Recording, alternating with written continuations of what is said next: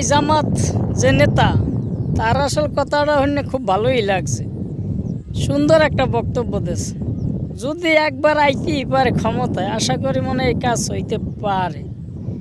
কেন, তার মাথায় টুহি আছে এবং দাঁড়িয়ে আছে। আশা করি মিথ্যা কথা বলবে না। দোয়া করি যেন সামনে ইসলাম আসে আমাদের এই বাংলাদেশে। আমরা সবাই দোয়া করি যারা মুসলিম আছে। ভিডিওটা দেখেন, খুব একটা সুন্দর কথা বলছে, কথাটা খুব চান পাইছি, আশা করতে আছি। দেন ভিডিওটা, আর ভিডিওটা লাইক দিন। আল্লাহ যদি এই দেশ পরিচালনার দায়িত্ব আমাদের হাতে দেন, আমরা তোমাদেরকে এমন শিক্ষায় গড়ে তোলার চেষ্টা করব যেখানে তোমরা সৃষ্টিকর্তা আল্লাহকে ভয় করবে এবং দুনিয়ার শ্রেষ্ঠ কারিগরের হাত নিয়ে শিক্ষা প্রতিষ্ঠান থেকে বের হবে। একদিনের জন্য বেকারত্বের অভিশাপের বোঝা তোমাদেরকে বহন করতে হবে না।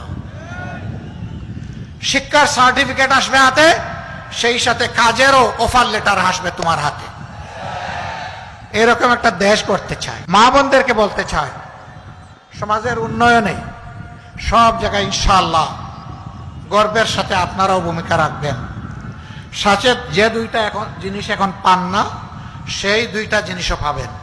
একটা হচ্ছে মর্যাদা, আর একটা হচ্ছে নিরাপত্তা।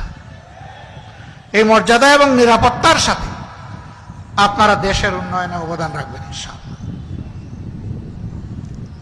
আসুন বাংলাদেশটাকে এমনভাবে আমরা গড়ে তুলি যে দীর্ঘ 54 বৎসরের যত জঞ্জাল সবগুলা শেষ করে দিয়ে আমরা যেন এমন একটি বাংলাদেশের নাগরিক হতে পারি, দেশে কিংবা প্রবাসে সর্বত্র বলতে পারি, আমি গর্বিত, আমি বাংলাদেশের নাগরিক।